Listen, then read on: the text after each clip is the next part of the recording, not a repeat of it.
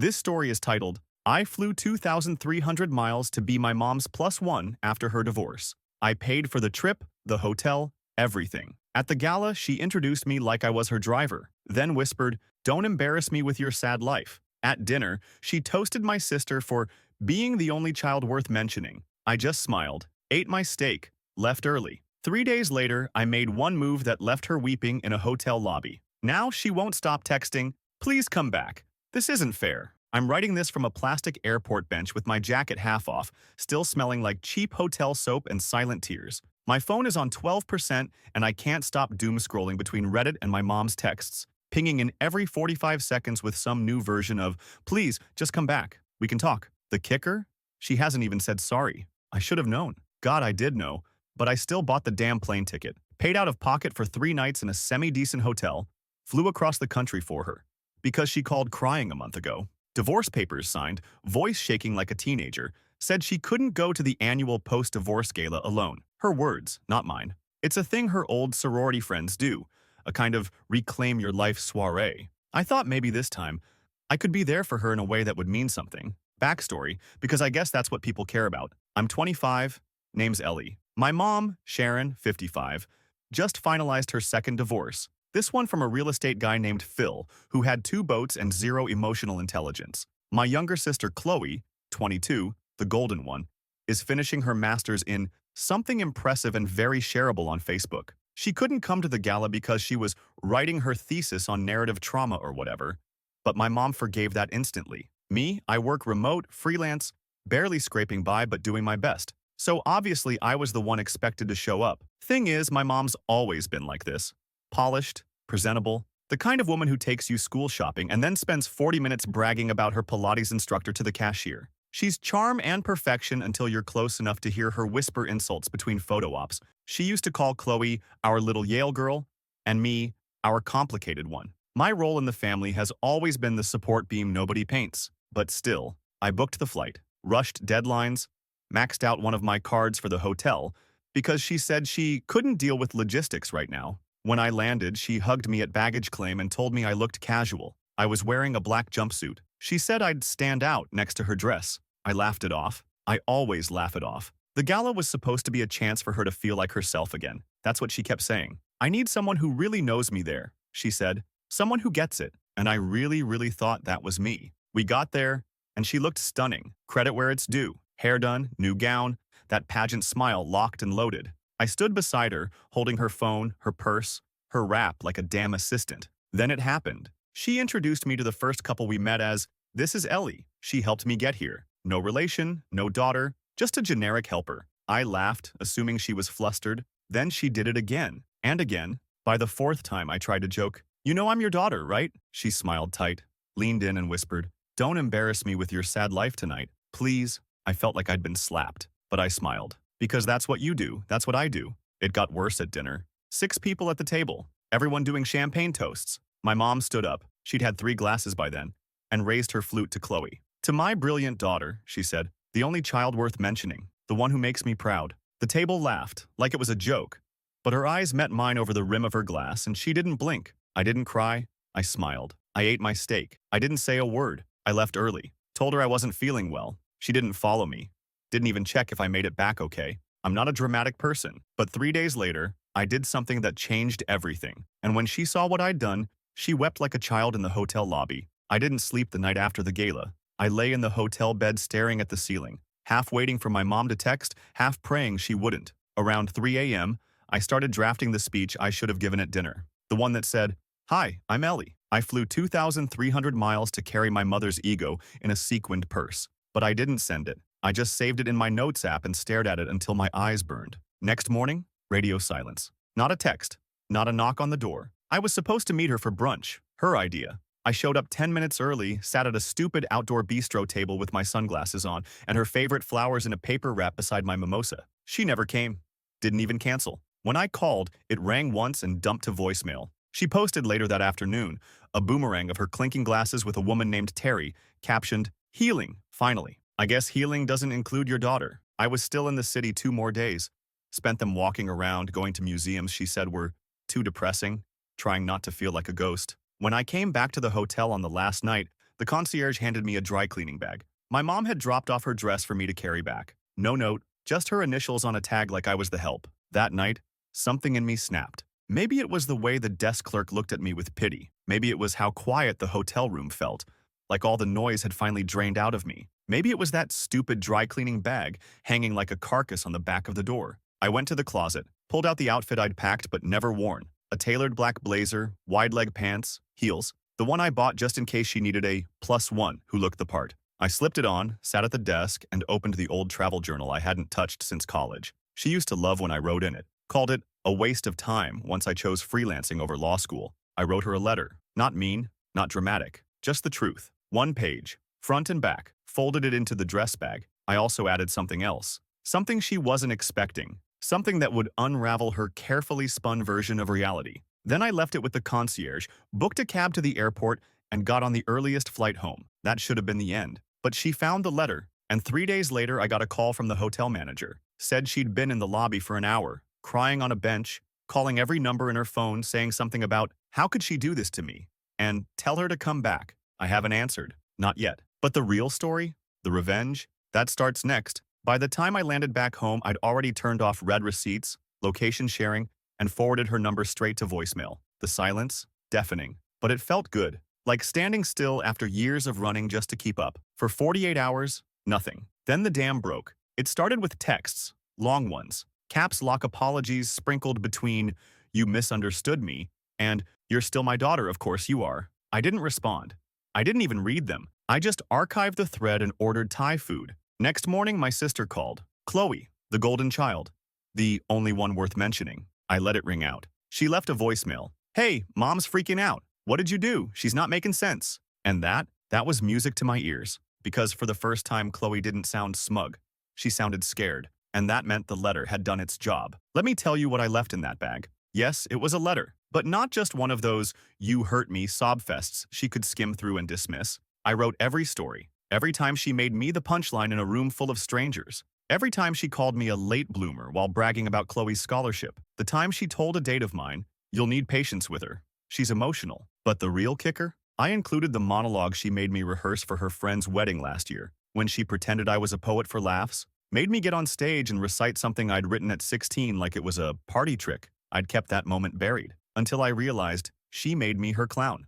And I played along. So I put the original copy in the bag, typed out the new version, annotated, with footnotes. Then I made a list, a brutal, itemized list of every moment she ever used me as a prop. Black dress, sharp handwriting, like I was writing an obituary for a woman who was very much alive. I ended it with one line, you needed a mirror, you got a daughter instead. Now Chloe's texting me every hour. I haven't opened them, but I see the previews. Please call, just talk to her. She's not eating. She cried so hard she missed her hair appointment. That one almost made me laugh. But I'm not done. Because here's the thing. When someone builds their identity on a carefully curated lie, like being a perfect mother who held the family together after the divorce, the most devastating thing you can do is hand them the truth. I didn't make a scene. I just made sure everyone she wanted to impress would see exactly who she was. Update number 1. Okay, wow. Didn't expect this to blow up the way it did. I've spent the last 24 hours just reading your comments, half laughing, half sobbing, in the corner of my couch. Some of y'all, wild, light her hair on fire, crash the next gala in a tiara, send Chloe a fruit basket that just says, rot, I love you, no notes. But let me clarify a few things, because some of the DMs made me realize I didn't give you the full scope of how deep this goes. Yes, I left her a letter. Yes, she read it. But what cracked her wasn't just what I wrote, it's who saw it with her. She opened the dry cleaning bag in front of Terry. Remember her? The wine-sipping socialite bestie she posted that boomerang with. I knew she would. My mom never receives anything without making it a shared experience. Drama needs an audience. I made sure the letter was folded on top of the dress, not buried. A theater director couldn't have staged it better. Terry saw every word, and she didn't stay quiet. I know this because someone else texted me. Not my mom, not Chloe. Marcy. She's this woman my mom's been trying to impress for years. Runs a charity board, sits on 2 alumni panels.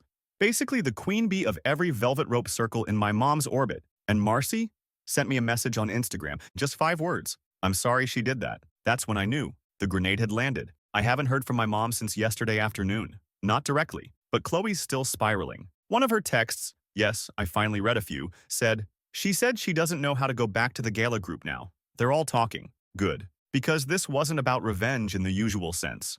No big scene. No yelling. I didn't ruin her finances or expose some scandal. I just let her truth breathe in the one space she cared about more than our relationship, her reputation. I didn't burn her house down. I opened the windows and let the smoke pour out. Anyway, I thought that would be the end. Closure. Move on. But today, something else happened. She called me from an unknown number. I didn't pick up, but the voicemail? She was sobbing. And what she said? That's what made me realize I'm not done yet. The voicemail was short. 62 seconds. I listened once, then again. Then I sat on the floor of my apartment, knees to my chest, wondering if I was heartless for not crying. Here's what she said. Ellie, please pick up. I didn't mean all of it. I don't know why I said those things. I was under pressure. You know how people are, they expect me to… Pause. Breathing. You don't understand what it's like to have people watching you all the time, judging you. I couldn't let them know you're struggling. Longer pause. Shaky breath. I'm your mother. You don't embarrass me. You make it hard to be proud sometimes. I didn't mean it like that. Ellie, please. I can't sleep. Everyone's talking. You made your point. Just come back. She ended it with a whisper. Not, I love you. Not, I'm sorry. Just, please don't ruin me. Not you're hurt. Not I hurt you. Just don't make it worse for me. And something in me just hardened. I realized this wasn't a turning point. It was a test. She didn't cry because she realized what she did to me. She cried because people saw it. Because the spotlight shifted from her curated image to the reality she couldn't control. So I didn't call her back. Instead, I opened Instagram, and I posted one photo. It was an old one, from 5 years ago. Me, standing on the edge of a cliff at Big Sur, hair wild, smiling like I still believed things could get better. No caption, no hashtags. Within minutes, Chloe liked it, then sent a text. Are you okay? 10 minutes later, I got a DM from Terry. You were always the interesting one. I'm sorry I didn't see it sooner. Marcy followed me. Then I went to my mom's page, scrolled through the carefully filtered vacation pics, the champagne brunches, the smiling selfies with Chloe. All those years she cropped me out. And then I did something petty. I commented on one photo, her holding a wine glass at last year's gala, captioned, "Surround yourself with people who lift you up." My comment? Sometimes the person you step on was the only one holding you up. I logged out after that, didn't wait for likes, didn't care if she saw it. I had bigger plans. Because if she thought a single letter was the full extent of my story, she forgot what kind of daughter she raised. I spent the next few days gathering receipts, but not the kind you think. No bank statements, no screenshots, no dramatic exposés, just memories. The ones that don't make it into photo albums. The ones she buried under birthday cakes and fake apologies. I wrote them down, story by story, each one printed on a plain white card, no bigger than a recipe note. Simple, sharp, true. Like the time she forgot to pick me up from dance class when I was 9 and told the teacher I was dramatic when I cried after waiting 2 hours. Or the time she made me return a Christmas gift I bought with my own money because it wasn't good enough to display. Or when she told me, after Chloe's high school graduation, you should smile like her more. People like you better when you're not so heavy. Each card, one truth, one wound. I slipped them into envelopes, unmarked, no return address. Then I mailed them, one per day, not to her, but to her circle, her friends, her sorority sisters, her yoga instructor, her stylist, Terry, Marcy. I didn't sign them, but I didn't need to. They knew. Every envelope was a quiet undoing, a thread in the tapestry she'd stitched over decades. One by one, they began to tug, and I saw the unraveling begin when Chloe texted again. This one was frantic. Did you send something to Marcy? She showed Mom. She's freaking out. I didn't reply. The next day, a voicemail from my mom. Ellie, please stop. I'm begging you. I know you're angry, but this is cruel. You're not a cruel person. What do you want from me? Money? An apology?